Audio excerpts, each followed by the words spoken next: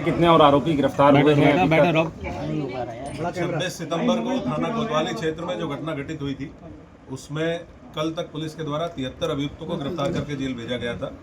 आज टोटल 8 अभियुक्तों को पुलिस के द्वारा गिरफ्तार किया गया है, जिसमें 2 अभियुक्त पुलिस मुठभेड़ के दौरान थाना सीबीगंज की टीम के द्वारा गिरफ्तार किए गए हैं। इसके अलावा 6 अन्य अभियुक्त हैं। इसमें थाना कोतवाली के द्वारा डॉक्टर नफीस खान पुत्र अब्दुल वहीद और फरमान खां पुत्र नफीस खान, ये 2 अभियुक्त गिरफ्तार किए गए हैं। और थाना बारादरी पुलिस के द्वारा शान, मोहम्मद नदीम, रिजवान, अमान हुसैन और ताजिम, ये लोग गिरफ्तार किए गए हैं। इस प्रकार से टोटल हम लोगों के 8 अभियुक्त हैं जो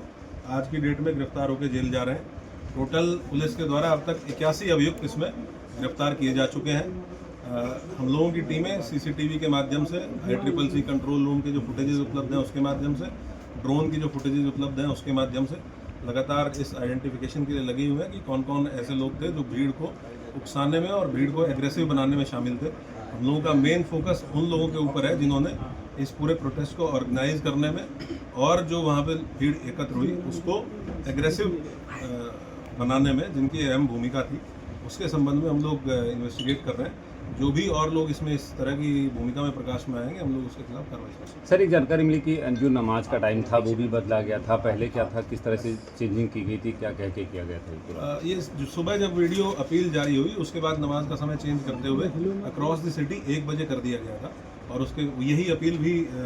अलग अलग व्हाट्सएप ग्रुप्स के माध्यम से की गई थी। 1 बजे के बाद नमाज पढ़ने के बाद लोग 2:30 बजे नौमेला मस्जिद पे इकट्ठा हो और वहाँ से इस्लामिया ग्राउंड कूच किया जाएगा, जो कि अगेन जो मैंने पहले भी बताया आपको कि एक सिंगल पॉइंट था इस्लामिया ग्राउंड जहाँ पहुँचने के लिए लोगों के द्वारा अपील की गई। सर, क्या जिले में कुछ ऐसे राजनीतिक नेताओं को लगाने की धारा 163 BNSS जनपद में लागू है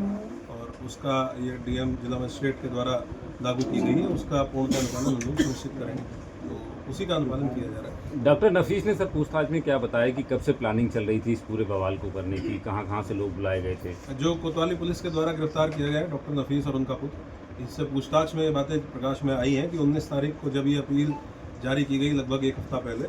और उसके बाद लगातार संवाद स्थापित किया गया और बताया गया कि इस प्रकार का कोई भी कार्यक्रम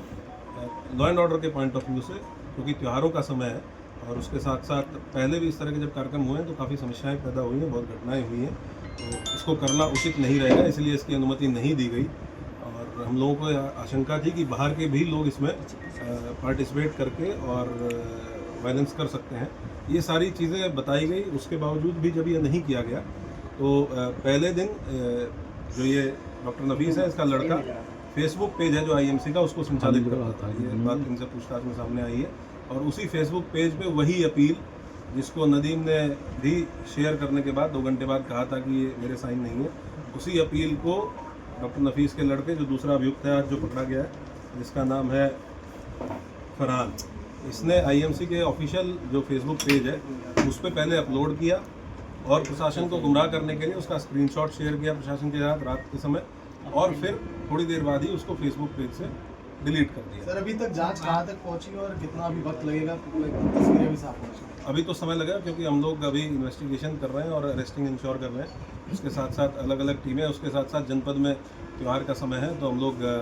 लॉ एंड ऑर्डर ड्यूटीज़ में भी काफ़ी फोर्स हमारी एंगेज है, बाहर से भी काफ़ी फोर्स लगी हुई है। और जैसे जैसे हम लोग डेली बेसिस पे शाम को आपके साथ सारी प्रोग्रेस शेयर करते हैं, जो भी गिरफ्तारियां हुई, पूछताछ में क्या बातें प्रकाश में आई और जो भी नई चीज़ें प्रकाश में आती हैं उसके बेसिस पे इन्वेस्टिगेशन को आगे।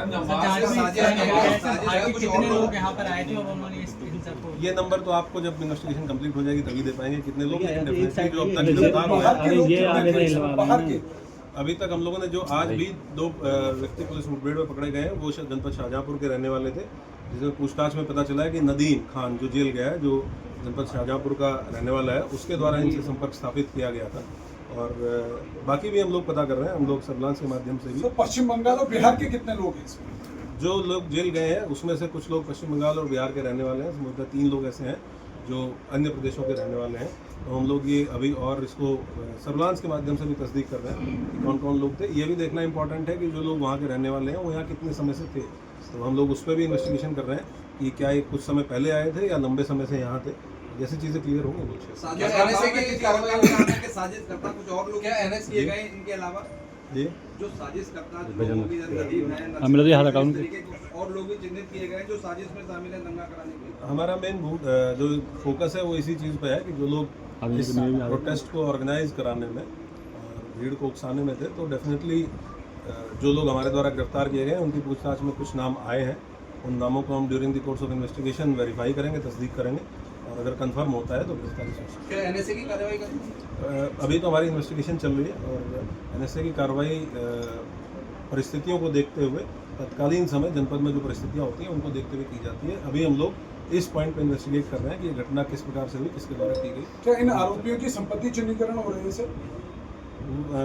अभी हमारा फोकस पूरा का पूरा इस इन्वेस्टिगेशन पे है कि घटना किस प्रकार से हुई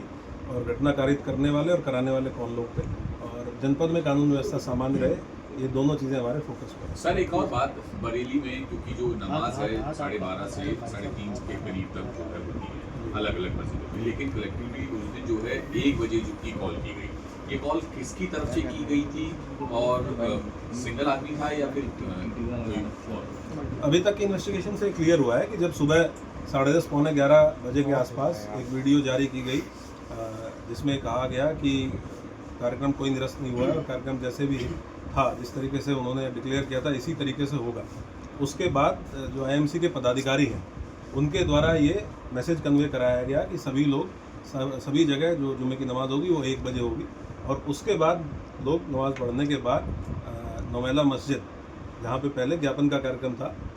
अपील में लिखा गया था कि ज्ञापन दिया जाएगा, वहाँ एकत्र होंगे और उसके बाद इस्लामिया कूच करेंगे। तो ये उस वीडियो जारी होने के बाद सुबह 10:30 पौने 11 बजे से लेके और 1 बजे के बीच में इस मैसेज को कन्वे किया गया कि जो जुमे की नमाज़ होगी वो 1 बजे होगी, क्योंकि नॉर्मली यहाँ नमाज़ आपने सही कहा कि वो लगभग 12:30 से और पौने 4 बजे के आसपास तक होती है, लेकिन उसकी टाइमिंग चेंज किया जाना उन 2-3 घंटों में और 1 बजे डिक्लेयर किया जाना, उससे ये क्लियर है कि वो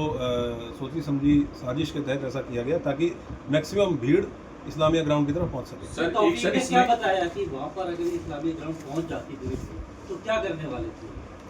हम लोगों का जो इंटेलिजेंस का इनपुट था और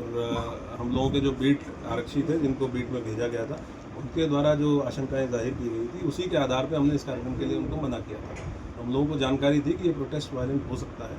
और उसमें ऐसे तत्व शामिल हो सकते हैं जो प्रोटेस्ट को वायलेंट कर सकते हैं। क्या नफीस ने बताया ये पूछताछ में इनके क्या इरादे थे?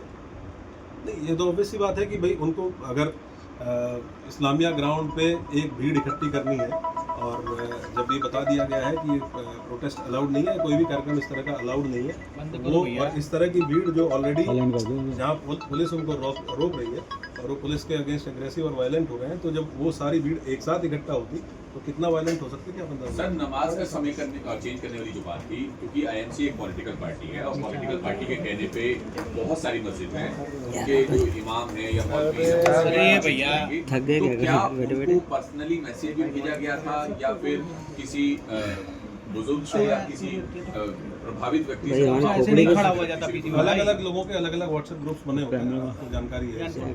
और बाय वर्ड ऑफ माउथ भी स्प्रेड किया जाता है और बाय इलेक्ट्रॉनिक मीन्स भी स्प्रेड किया जाता है। और ये एक फैक्ट है जो हम लोगों ने ऑब्जर्व किया कि उस दिन सारी नमाज 1 बजे